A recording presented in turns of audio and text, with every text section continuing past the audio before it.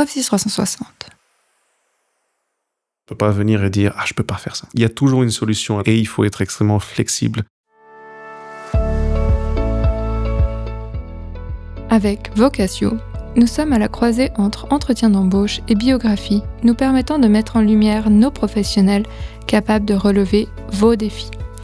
Dans ce podcast, nous explorons leur parcours et leurs valeurs ajoutées en leur posant des questions ciblées, puis nous vous offrons à chaque fin d'épisode un résumé RH de leur profil. Cet épisode est consacré à Alex, qui après avoir fait ses armes dans la publicité, poursuit sa carrière en tant que UX designer dans l'univers des jeux vidéo.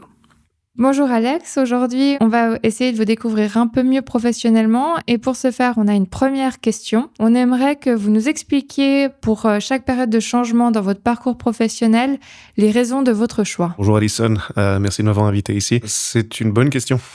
J'ai beaucoup hésité en fait avant de trouver ce que je voulais vraiment faire et quelle était ma vocation. On va commencer au tout début. Toujours voulu faire quelque chose dans le niveau du design, quelque chose créatif, quelque chose qui étonne les gens, qui se fasse surprendre, qui ait un petit wow moment. Mais j'ai jamais vraiment su en fait comment y arriver, quel chemin on suit. Et j'ai pris la décision un jour d'aller faire justement un test Strong.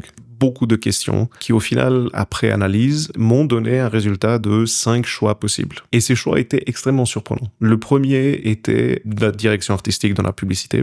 Et le deuxième était dans l'armée. Donc, on peut pas faire plus différent l'un de l'autre. Et je pense que c'est ce qui a expliqué un peu la suite de mes choix. J'ai toujours essayé de balancer un petit peu dans ce monde de la création, dans ce monde de l'ordre, pour finalement arriver à ma vocation d'aujourd'hui, qui est celle d'une création ordrée, qui est celle de l'user experience design, où tout est fait dans un but extrêmement précis. Donc après ce test, la première étape où j'ai tout appris sur le monde de la communication, de la publicité, sur qu'est-ce qui fait qu'une communication est efficace, les concepts, etc. Et il se trouve que j'ai eu à un moment donné une opportunité absolument incroyable d'aller dans l'armée en tant que commandant de compagnie.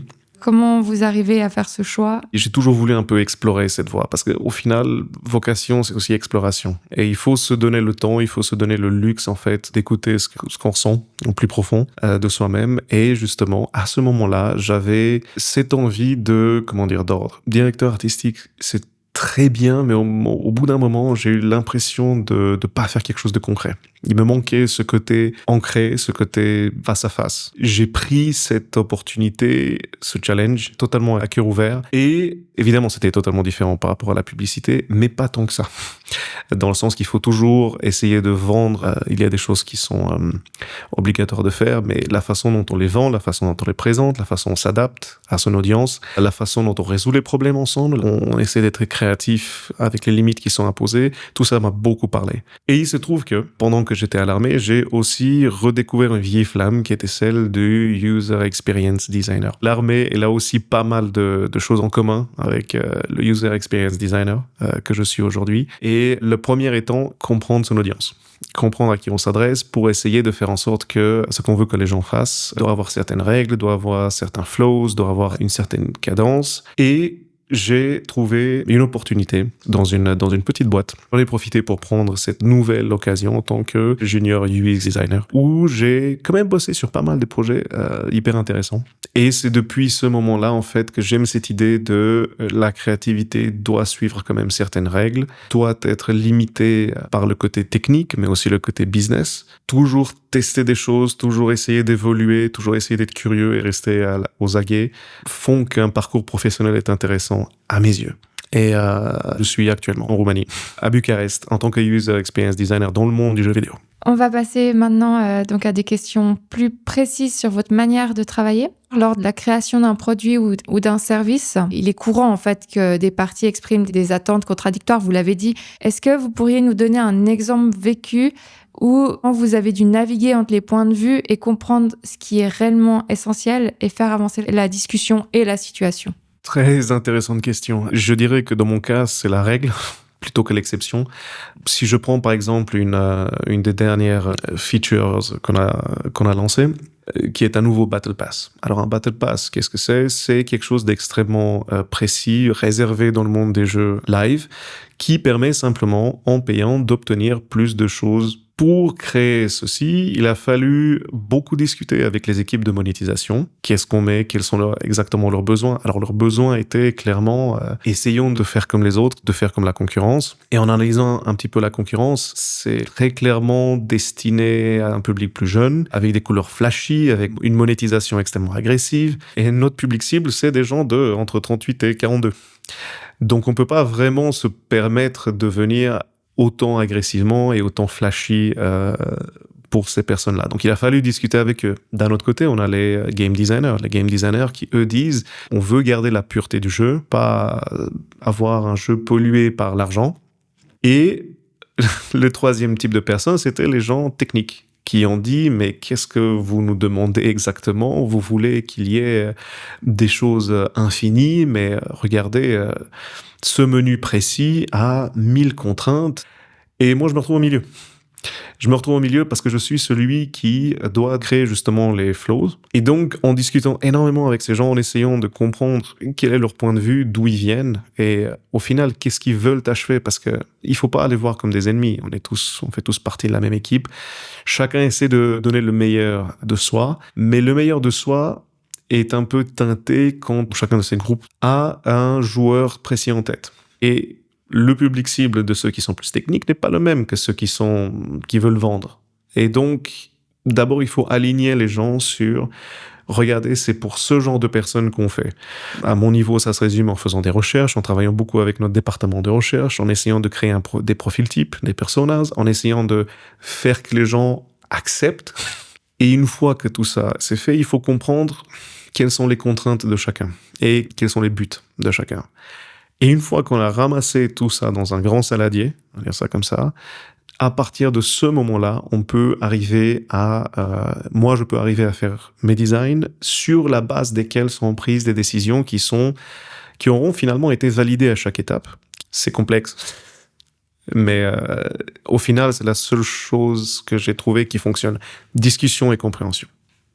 Vous ne résolvez pas quelque chose dans une même réunion. Vu ce que vous avez expliqué, c'est un processus qui prend du temps. Cette direction que vous affirmez devoir prendre, elle tient compte de tout le monde, donc vous n'avez pas trop de difficultés à avoir une adhésion. C'est l'idée. Il faut avoir une adhésion dans le temps. Il ne faut pas seulement dire « oui, on est bon pour lancer ce produit maintenant ». Il faut penser, se dire « ok, ce produit qu'on lance maintenant, c'est juste une version 1, peut-être même une version 0.5. Dans le futur, on a besoin de ces mêmes personnes, de les ramener dans le train, dans le wagon avec nous, pour leur dire « écoutez, tout ce qu'on a fait maintenant, c'est bien.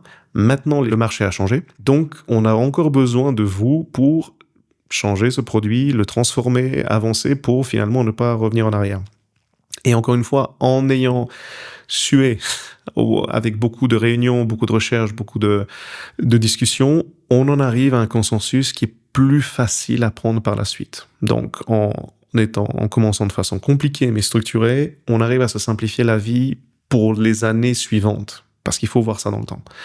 Et un deuxième bénéfice à ça est le fait que après 5 ans, peut-être qu'on n'a plus envie. Et le fait d'avoir fait tout ce travail préliminaire aide beaucoup à dire, OK, it is what it is, c'est comme c'est, allons-y avec ces changements. Ok, super. Donc, deuxième question, c'est un peu dans cette continuité, entre guillemets, quand dans la durée, vous avez forcément traversé des phases d'incertitude, des périodes où la direction était claire, mais d'autres périodes où c'était plus difficile d'avancer, comme vous disiez. Dans une période où il y a une phase d'incertitude, où les priorités, elles sont changeantes, et puis que les informations, elles sont floues, ou les contraintes un peu mouvantes, qu'est-ce que vous avez fait pour que le travail continue d'avancer de manière constructive ? Il faut toujours, à mon avis, chercher les hanging fruits, les quick wins. Alors que l'arrière-plan est une espèce de tornade où personne ne sait où aller, il y a toujours des éléments qu'on peut améliorer, qu'on peut optimiser, sur lesquels on peut se focus, et qui sont un mini escalier qui vont pouvoir en fait arranger les choses.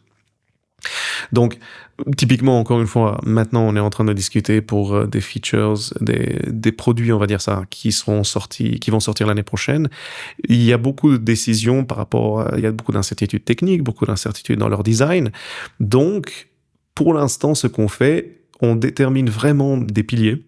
Et ces piliers, on essaie de trouver comment on peut les optimiser, préparer le terrain, pour faire en sorte que même si on est toujours dans une espèce de tourbillon décisionnel, pour se dire que quand on prendra une décision, quand on arrivera à ce moment-là, on le fera sur des bases saines et solides.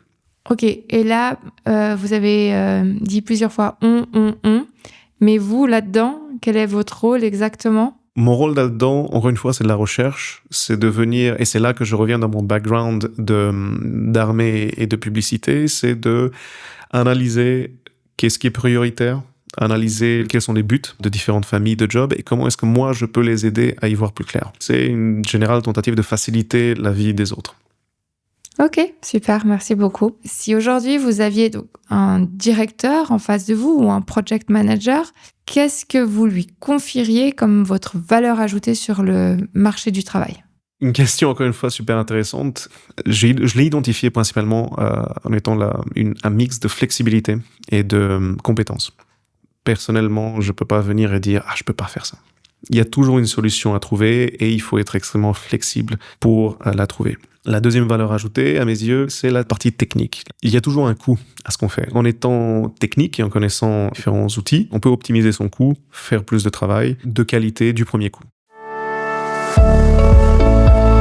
C'est à présent le moment de vous livrer notre commentaire RH sur Alex, que nous avons pu formuler grâce à nos tests 360 Inner Self. Alex est un professionnel qui s'appuie avant tout sur la structure et la logique dans son travail. Il peut se montrer ambitieux lorsque le contexte en vaut vraiment la peine, mais sans jamais sacrifier les exigences de son poste. Pour lui, l'efficacité passe par la durabilité et la cohérence. Lorsqu'il s'agit de progresser ou d'adopter de nouvelles pratiques, Alex avance avec réflexion.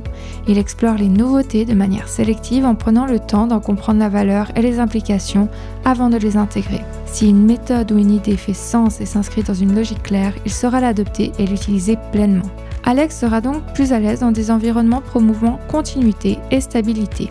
Des processus bien définis, une certaine prévisibilité, des attentes claires sont autant d'éléments qui lui permettront de travailler avec pragmatisme, d'aborder les transitions avec calme et de garder un cap cohérent, même dans des phases plus incertaines. Dans ces périodes, il pourra devenir alors un véritable pilier sur lequel l'équipe peut s'appuyer. Sur le plan collaboratif, Alex n'hésite pas à défendre ses positions. Il exprime ses idées avec assurance et sait prendre position lorsque la situation l'exige. Cette assertivité contribue à une communication claire et structurée, notamment lorsqu'il s'agit d'arbitrer entre différents points de vue ou d'avancer vers une décision commune. Enfin, Alex adopte naturellement une vision d'ensemble. Il se concentre davantage sur les concepts globaux, les parcours utilisateurs ou la cohérence générale d'un projet, plutôt que sur les détails les plus fins. Cette capacité à prendre de la hauteur l'aide à garder la perspective, à hiérarchiser les priorités et à maintenir une logique d'ensemble solide tout en préservant la stabilité qui lui est chère. L'épisode dédié à Alex est à présent terminé, mais sa carrière continue. Si son profil vous a intrigué et que vous pensez qu'il saura vous guider dans votre nouvelle aventure, n'hésitez pas à nous contacter à notre adresse contact@opsis360.ch.